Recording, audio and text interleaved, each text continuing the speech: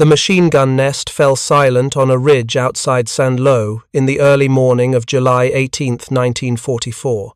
Oberfeldwebel Klaus Hartmann approached cautiously through the pre-dawn mist, his MP-40 submachine gun raised, expecting booby traps or rear guards. The American position had held for nearly 6 hours against repeated assaults by his company from the 352nd Infantry Division. Now, finally, the defenders had withdrawn under artillery cover, leaving behind equipment his men desperately needed. What Hartmann found in that abandoned position would fundamentally alter his understanding of the industrial war Germany was losing. 2 Browning M1919, 4 machine guns sat in their firing positions, barrels still warm from sustained firing. Around them lay what appeared to be thousands of spent brass casings, glinting in the early light, and dozens of metal ammunition boxes stacked and empty. But what caught Hartmann's immediate attention were the barrels themselves smooth, barely discoloured, showing none of the heat warping or throat erosion he expected from weapons that had clearly fired almost continuously throughout the night. His own MG42 crews changed barrels religiously every 200 to 300 rounds during sustained fire. These American guns had fired thousands of rounds, yet their barrels looked nearly factory fresh. If you're enjoying this deep dive into the story, hit the subscribe button and let us know in the comments from where in the world you are watching from today.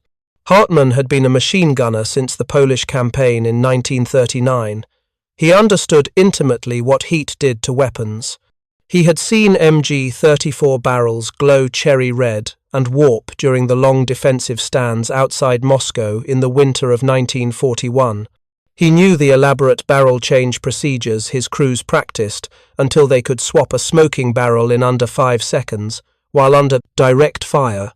The MG42, introduced in 1942, was legendary across both sides of the front for its devastating rate of fire 1,200 rounds per minute. But that incredible speed came at a serious cost. Sustained fire meant constant barrel changes, an asbestos mitt always at the ready, a cool spare barrel waiting beside every gun position. The Americans, he had been told repeatedly through 5 years of war, had crude weapons, slower fire rates, heavier, less sophisticated than the pinnacle of German precision engineering. Yet there was tangible evidence that contradicted everything he had been taught to believe. He carefully unscrewed one of the Browning barrels, finding it still warm but cool enough to handle with bare hands after only minutes of rest. The rifling inside showed wear from use but remained crisp and sharply defined. No heat cracks spider-webbing through the steel, no throat erosion at the chamber end, no gas cutting around the chamber mouth that he routinely saw in German barrels after even moderate sustained fire. He turned it over in his calloused hands, feeling the substantial weight, examining the metal composition in the growing daylight, searching for an explanation his 5 years of frontline experience could accommodate. Klaus Hartmann was 27 years old, the son of a precision toolmaker from Essen in the industrial Ruhr, who had taught him to read metal the way other men read books. He had volunteered for military service in October 1938, believing genuinely in a strong Germany that would reclaim its rightful place among the nations of Europe. The National Socialist Party's promises had seemed reasonable to a young man. Then Germany had been humiliated at Versailles, surrounded by hostile powers, betrayed by weak politicians and communist agitators. Military service would restore national pride and prevent another stab in the back, like the one that had supposedly cost Germany victory in the First World War. His initial training at the prestigious machine gun school in Doberitz outside Berlin had been thorough, professional, and instilled with absolute confidence. Instructors emphasized that the MG34 represented a revolutionary design, the world's first true general-purpose machine gun that could serve effectively as both a light squad weapon on a bipod and a sustained fire platform on a tripod mount. The weapon's quick-change barrel system represented the absolute pinnacle of German engineering, they were told repeatedly. German metallurgy was the finest in the world. German weapons would outclass anything the enemy could possibly produce. Every German soldier was worth 3 or 4 of the enemy because of superior training, tactics, and equipment. The campaigns from 1939 through 1941 had seemed to confirm this narrative completely. In Poland, France, and the Balkans, German weapons and tactics had proven devastatingly superior. The MG34 had performed brilliantly in its intended role, delivering suppressive fire that pinned enemy troops in place, while German infantry maneuvered for advantage. When the improved MG42 entered widespread service in 1942, with its even higher rate of fire and simplified manufacturing, it seemed to validate every claim about German technological superiority. The distinctive sound of its firing, described by those who heard it as tearing canvas or ripping cloth, became legendary and feared. Allied soldiers learned to recognize it instantly and take cover. German soldiers took fierce pride in wielding it. But by the summer of 1944, Hartmann's accumulated experience no longer matched the comfortable narrative he had absorbed during training. His weapon was still tactically effective in its role, certainly, but he had begun noticing operational limitations that the instructors at Doberitz had never mentioned. The barrel change requirement meant every sustained fire position needed not just a gunner but an assistant gunner and multiple dedicated spare barrels. In defensive actions lasting hours, crews went through multiple barrels per day. Each barrel change meant precious seconds of vulnerability, seconds when the gun fell silent and the enemy could maneuver. In Russia, he had personally lost 2 crew members during those brief, vulnerable moments when inexperienced replacements fumbled barrel changes under fire. The barrels themselves had become consumable items, wearing out after several thousand rounds, requiring constant replacement from supply lines that grew more tenuous and unreliable with every passing month. And the sheer scale of American industrial capacity had become impossible for any frontline soldier to ignore. Every position his company overran revealed more equipment than his entire battalion possessed collectively. Ammunition was so impossibly abundant, the Americans seemed to fire without, ever counting rounds or conserving supplies. He had seen them use heavy artillery for simple harassment and interdiction at levels that seemed criminally wasteful, until he realized with growing horror that they simply had shells to waste.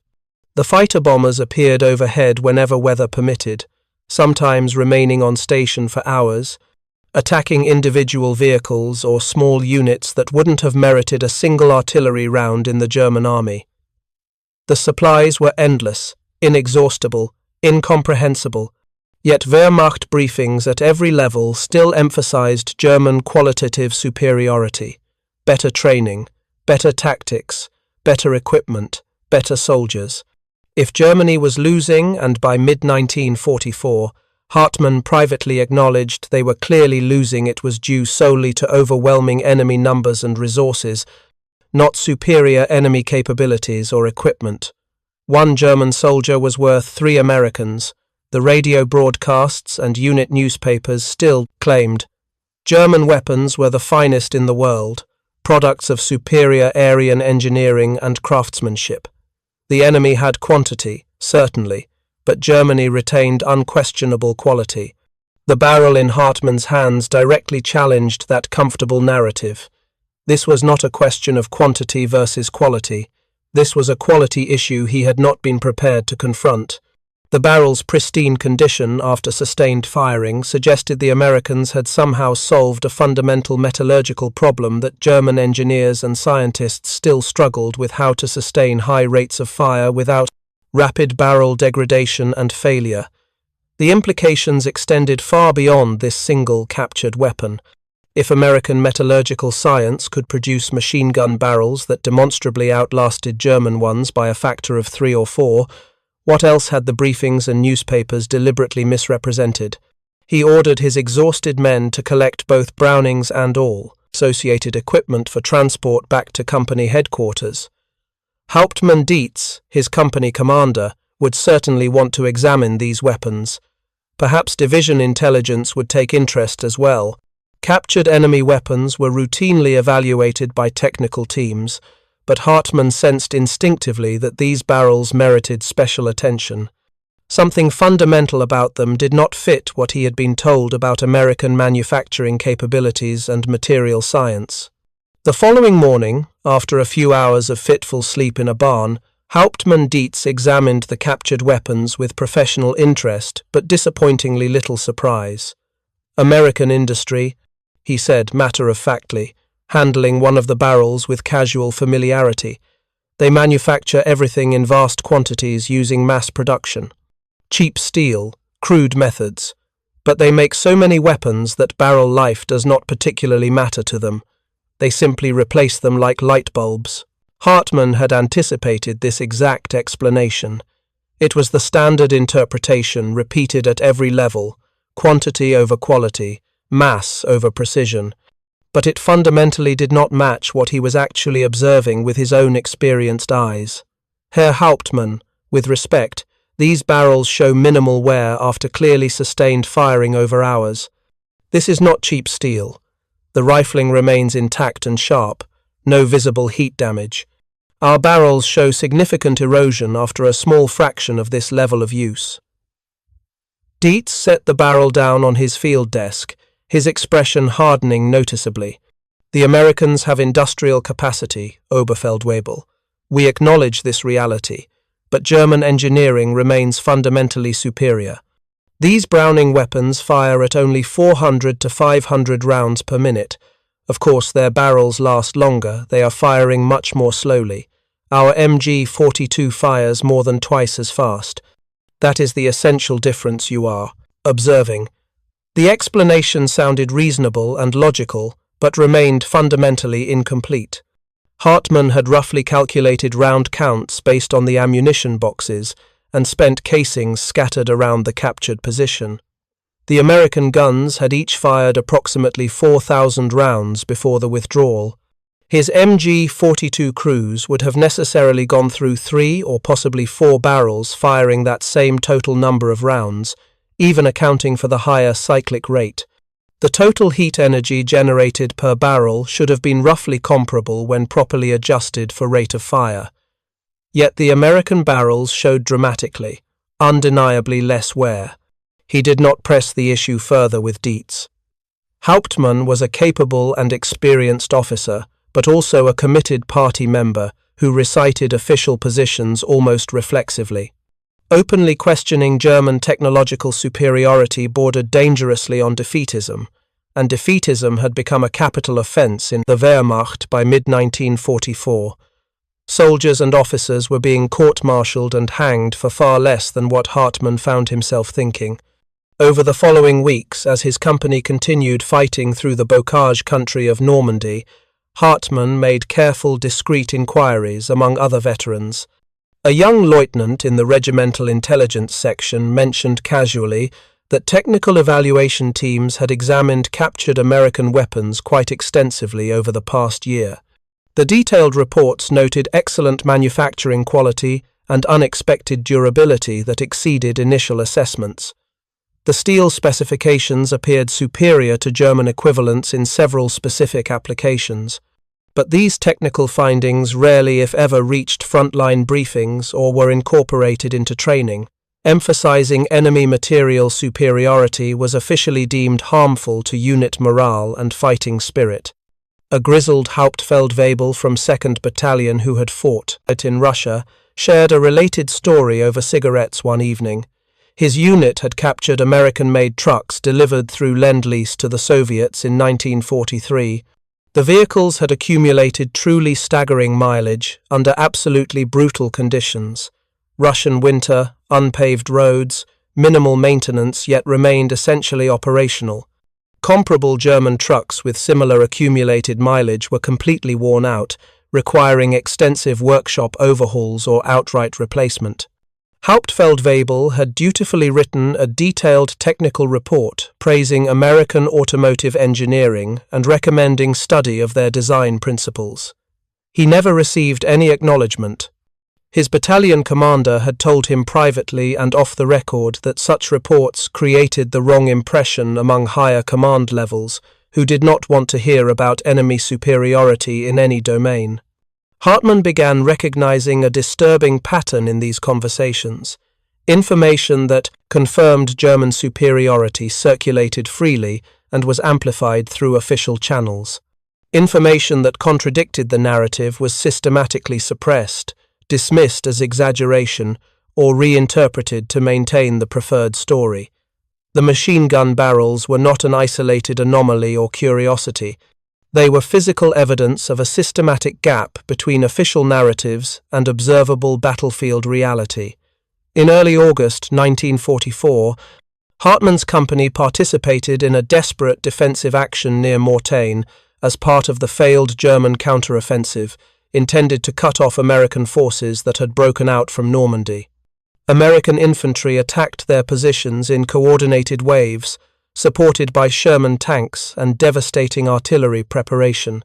His MG42 position engaged targets at medium range, delivering the suppressive fire that was the weapon's designed purpose and tactical strength. The gun performed exactly as designed, its high rate of fire forcing American infantry to ground repeatedly. But across the increasingly chaotic battlefield, American Brownings fired with steady, methodical, unrelenting persistence. They did not fire as rapidly as German weapons, the difference in cyclic rate was audible and obvious, but they never seemed to stop. No pauses for urgent barrel changes.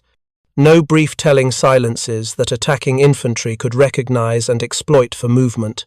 Just continuous, sustained fire that pinned his company in their positions, while American armor methodically maneuvered around their flanks. The tactical difference crystallized in Hartmann's mind during that brutal engagement. The MG42's higher rate of fire was impressive and psychologically intimidating, certainly, but operationally limited in sustained combat.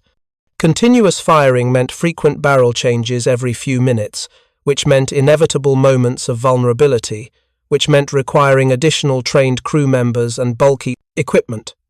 The Browning's lower rate of fire was actually entirely sufficient for effective suppression, while somehow allowing essentially unlimited sustained fire without any barrel changes whatsoever. The American approach was not crude or unsophisticated, it was brutally efficient. They had optimized for the actual operational requirements of sustained combat rather than pursuing the highest possible specifications on paper. After the battle, a costly German defeat that ended the counteroffensive, Hartmann retrieved his captured American barrel for much closer examination. Using a precision jeweler's loupe from his father's toolmaking kit that he carried as a good luck charm, he studied the rifling under magnification. The lands and grooves showed a distinctly different finish than German barrels, smoother, more consistent. The steel itself appeared denser, harder, less porous under magnification. He lacked the laboratory equipment to test exact composition or hardness ratings, but his toolmaker's trained eye recognized quality metal when he examined it closely. A week later, an unexpected opportunity arrived. An oberst from Army Ordnance Command visited the regiment specifically to assess captured American equipment and evaluate whether any of it merited reverse engineering or adaptation. Hartmann requested permission through his chain of command to demonstrate the captured Brownings, and somewhat to his surprise, the oberst agreed to observe. At a makeshift firing range established behind the regimental command post, Hartmann fired sustained bursts from the Browning, deliberately pushing the weapon hard to determine when barrel changes would become operationally necessary. After 600 rounds fired in extended bursts, the barrel was hot to the touch but not glowing. After 1,000 rounds, more than triple what an MG42 barrel could sustain, it remained completely functional, with no accuracy degradation. The oberst examined it afterward with clear professional interest and what appeared to be grudging respect. "The Americans are using chrome-molybdenum steel alloys," the oberst explained, running his experienced fingers along the barrel's exterior and feeling the heat dissipating. "Superior heat resistance and structural stability compared to our current standard barrel steel specifications. Their metallurgical research programs are apparently more advanced and better funded than we previously acknowledged or understood. They also satellite line the chambers and throats, an expensive and technically demanding process we considered unnecessary for military applications. But it dramatically extends barrel service life under sustained fire conditions by preventing erosion. Hartmann felt both vindication and deepening unease simultaneously. Then German weapons are not metallurgically superior to enemy equipment? The Oberst chose his next words with obvious care, glancing around to ensure their conversation remained private. German manufacturing philosophy emphasizes precision engineering and traditional craftsmanship. Our weapons are beautifully made by skilled workers. But the Americans have fundamentally different design priorities. They design specifically for mass production and maximum durability under field conditions rather than craftsmanship. Their metallurgy research is extensive and well-funded by an industrial base we simply cannot match. Their quality control in steel production actually exceeds ours because they can afford to reject substandard materials without crippling production output. We cannot afford such waste. Why are frontline troops not informed of these realities, Herr Oberst? Because it serves no practical, tactical purpose and damages morale without providing actionable intelligence. You and your men will fight more effectively, believing your weapons are superior, even if the technical reality is more complex. The High Command fully understands our material, the situation relative to enemy capabilities. Individual soldiers do not need this information to perform their duties. The conversation ended there, as the Oberst moved on to examine other captured equipment, but the frank admission lingered heavily in Hartmann's mind. The lie was intentional and systematic, not a mistake or outdated intelligence, but deliberate policy implemented at the highest command levels. Soldiers were being fed carefully crafted narratives designed to maintain fighting spirit rather than accurate technical assessments of their actual situation. The implications extended far beyond machine gun barrels into every aspect of the war effort. Hartmann began seeing corroborating evidence everywhere once he knew what to look for. The American artillery fired shells with VT proximity fuses that burst with devastating precision at optimal altitude without requiring direct impact to technology. German forces possessed no equivalent for and could not counter.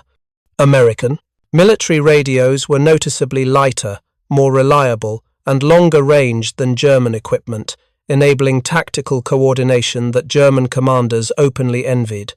American medical supplies included sulfur drugs and penicillin antibiotics that saved wounded soldiers who would have inevitably died from infected wounds in German field hospitals that lacked such medicines.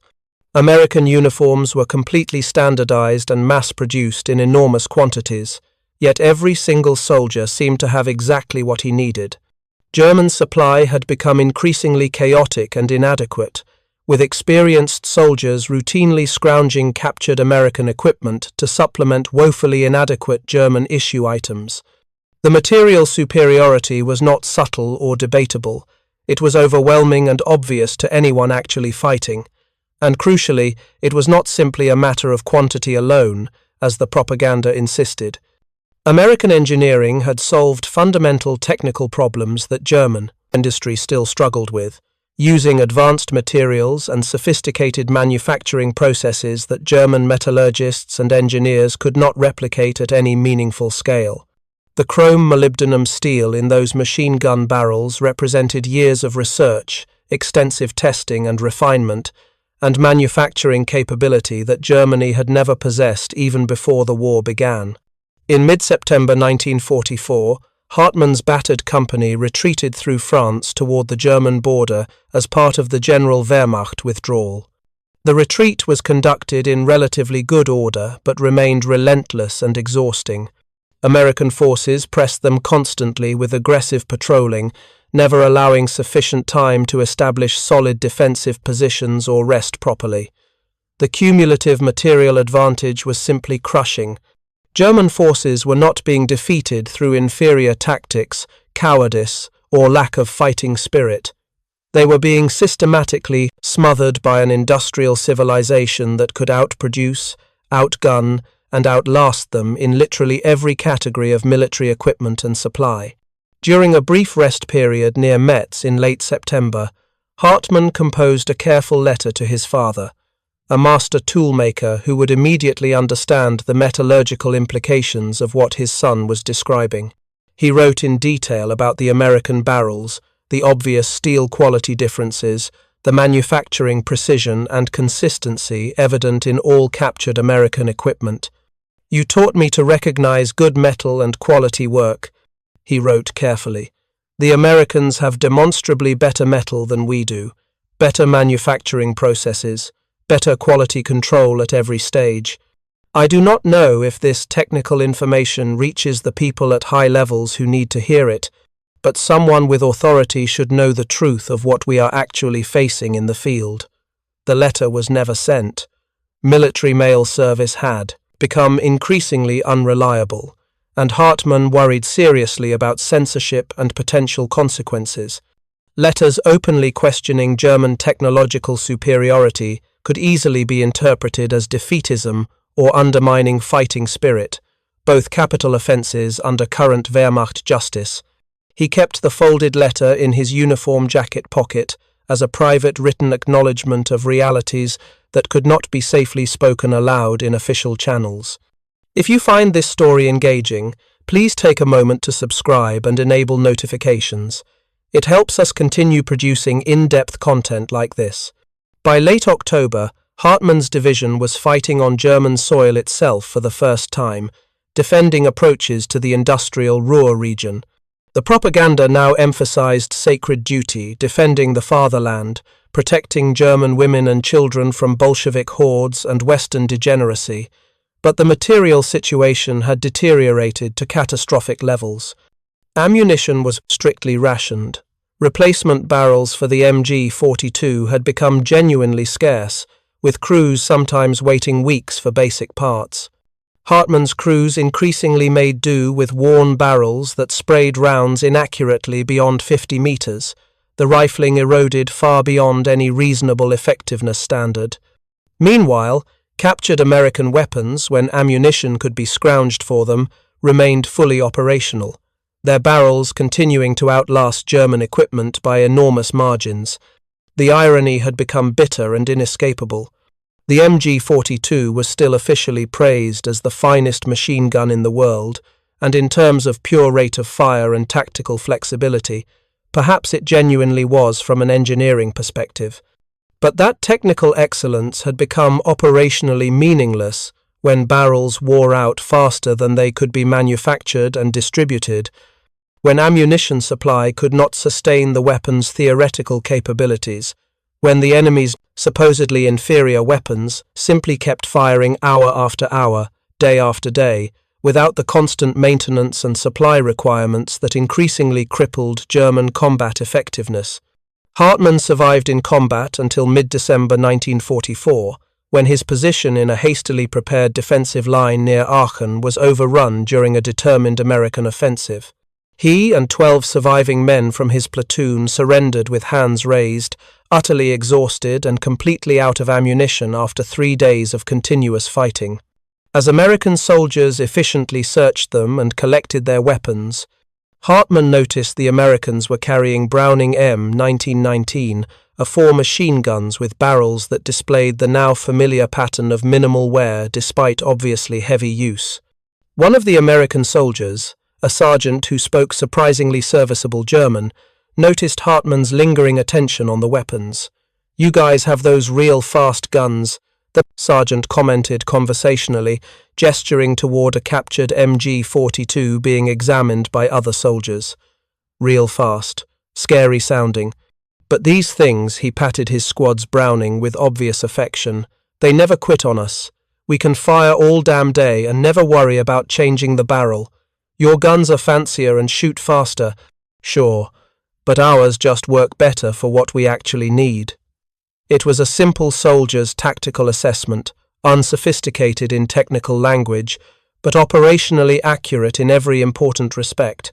The American weapon was neither faster nor more elegant in design. It was simply more effective at the specific mission that actually mattered in sustained infantry combat, delivering reliable suppressive fire without operational interruption. German engineering had pursued impressive specifications that sounded excellent in technical manuals, but proved less practically useful than the American approach of designing primarily for reliability, durability, and sustained operational endurance. At the POW Processing Center, established in a former factory building, Hartmann encountered numerous other German soldiers and junior officers who had independently reached strikingly similar conclusions about American material superiority. A panzer commander talked extensively about American Sherman tanks that were mechanically reliable and rarely broke down, while vaunted German Tigers and Panthers spent significantly more time under repair than in actual combat operations. An artillery Hauptmann described American counter-battery radar systems that could locate and target German gun positions within seconds of firing, while German forces still relied primarily on traditional sound ranging and visual observation methods. A logistics Hauptmann explained in detail how American trucks used completely standardized parts that made field repairs simple and quick, while German vehicles employed proprietary components requiring specialized workshop facilities and trained technicians. The pattern remained perfectly consistent across every domain of military equipment and operations. German weapons were often genuinely more sophisticated in basic design and impressively engineered, but American weapons proved more effective in actual sustained operations under field conditions. The fundamental difference was not craftsman's skill or engineering cleverness. Both sides possessed talented engineers and designers. The difference was industrial philosophy and advanced material science applied at massive scale. Americans had systematically designed for mass production, mechanical reliability, and operational endurance over extended campaigns.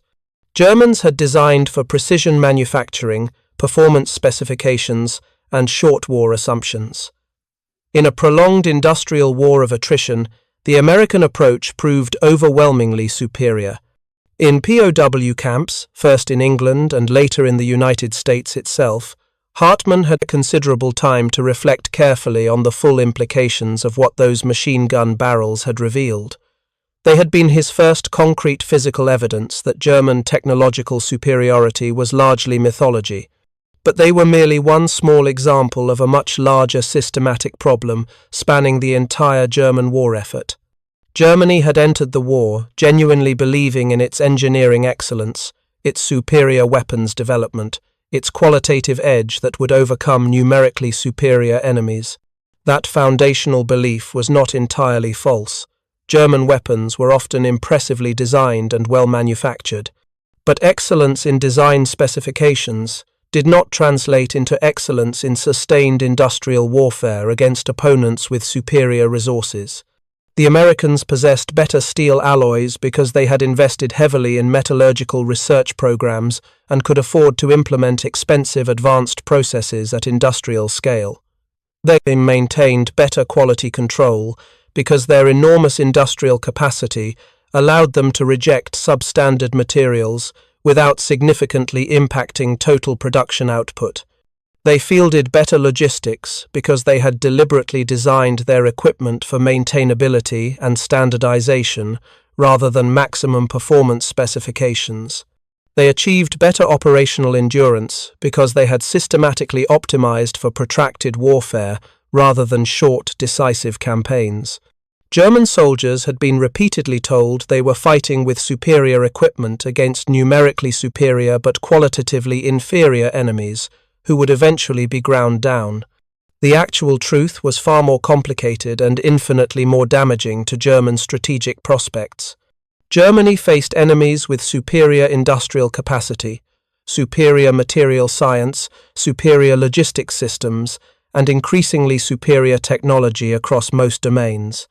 The qualitative edge Germany believed it possessed and relied upon strategically was largely fictional, a carefully maintained narrative designed to preserve morale, while the actual material basis for any possible victory steadily eroded. Hartmann was finally repatriated to Germany in late 1947 after nearly 3 years as a prisoner of war. The country he returned to bore almost no resemblance to the confident nation he had left in 1938. His father's precision tool shop in Essen had been completely destroyed by Allied bombing raids. The entire city was largely rubble and displaced populations. The promises of national glory and restored German greatness had led directly to total military defeat, unprecedented destruction, and national partition.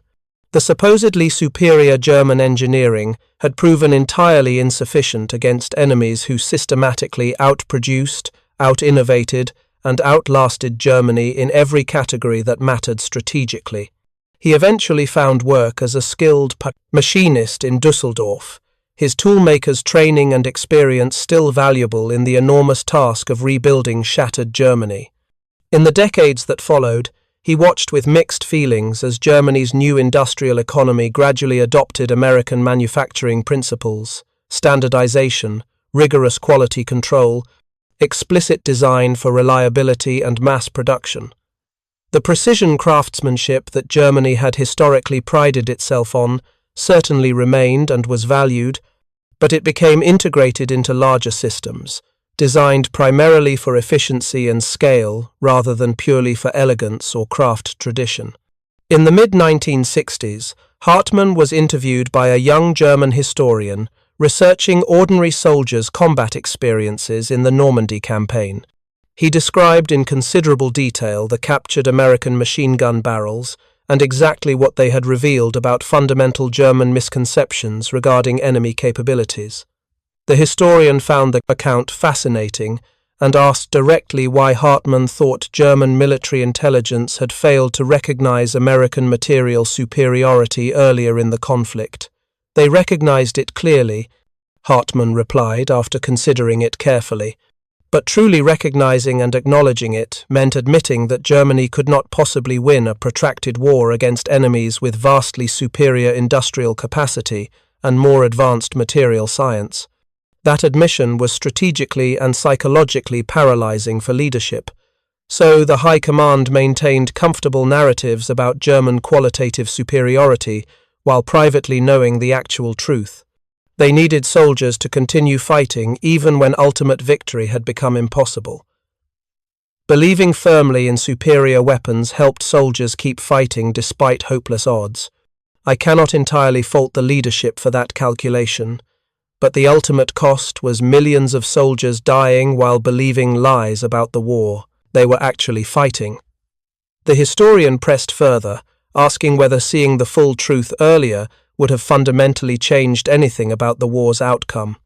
Hartmann considered the question seriously for a long moment. I genuinely do not know if Germany could have won the war, even with completely accurate assessments of enemy material capabilities from the beginning. The resource disparity was simply too vast.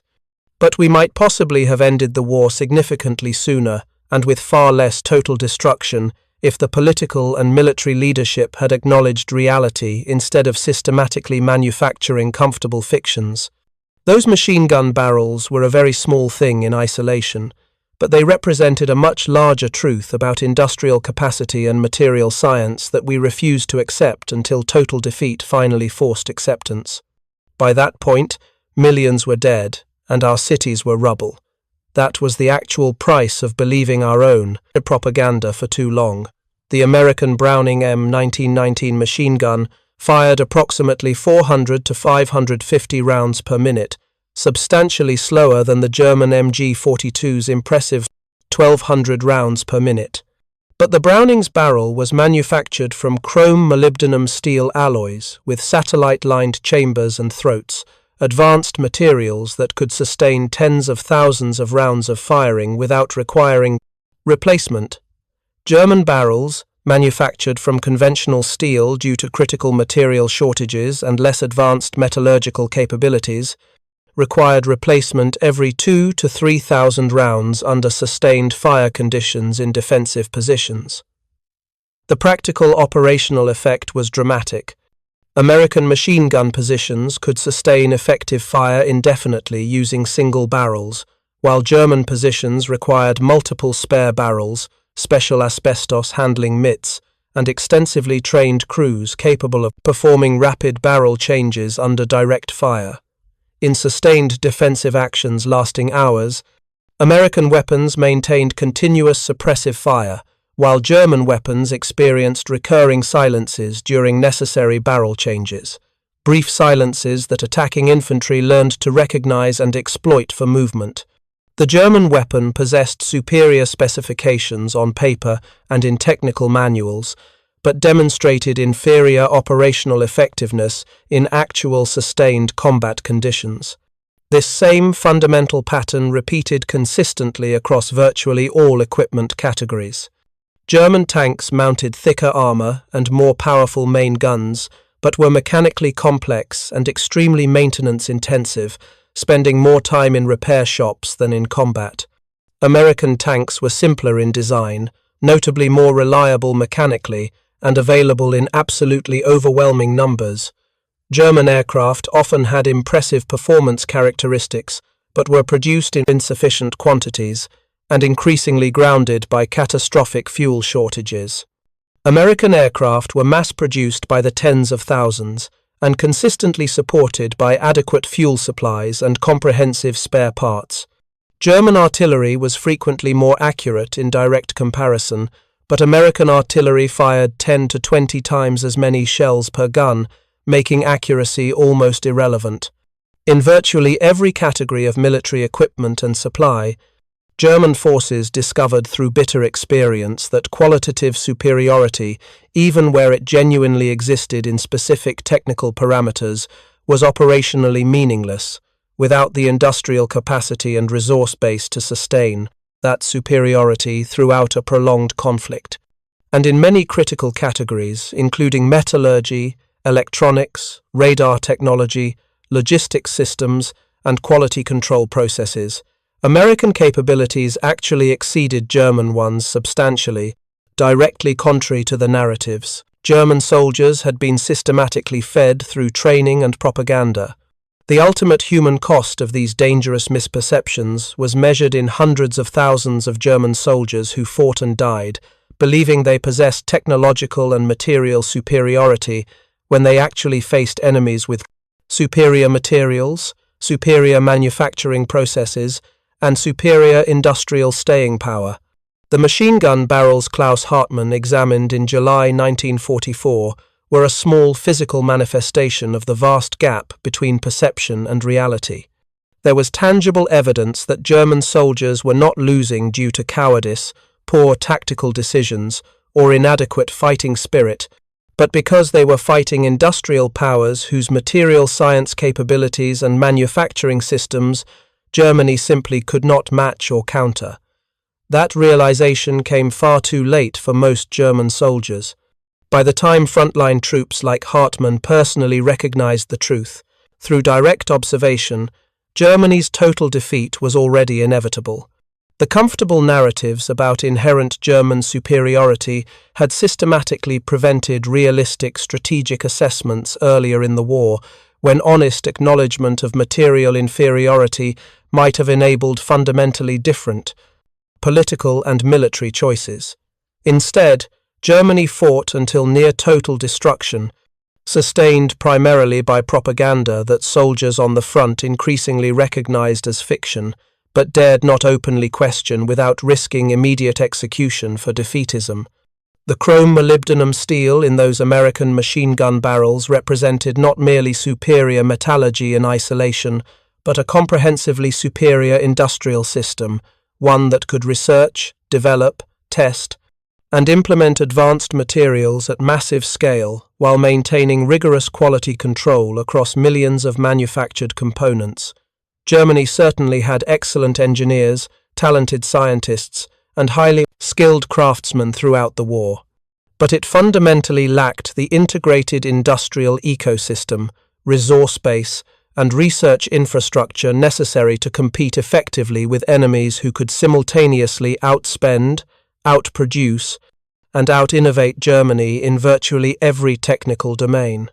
Klaus Hartmann died in 1983 at age 66, having lived long enough to see Germany rebuild and ultimately prosper in a world utterly different from the one he had fought for in his youth. The machine guns he had carried through 5 years of war were museum artifacts. The industrial systems that had defeated Germany were now close economic partners in a peaceful, integrated Europe. The metallurgical superiority those American barrels represented was no longer a closely guarded military secret, but shared engineering knowledge and international industrial standards. But he never forgot that specific moment in July 1944 when he held a captured American barrel in his hands and realized with sudden clarity that everything he had been told about German technological superiority was fundamentally a lie. That single moment marked the beginning of truly understanding what kind of war Germany was actually fighting, not a heroic struggle against numerically superior but qualitatively inferior enemies, but a hopeless industrial mismatch against powers whose material capabilities Germany could never hope to overcome through superior tactics, fighting spirit, or engineering cleverness alone. The machine gun barrels were a small revelation that illuminated a much larger and more uncomfortable truth, one that came far too late to change outcomes or save lives, but one that still demanded acknowledgement and remembrance. Some historical truths arrive too late to alter events, but they still require recognition and honest examination. The truth about those barrels, and what they revealed about industrial warfare, was certainly one of them.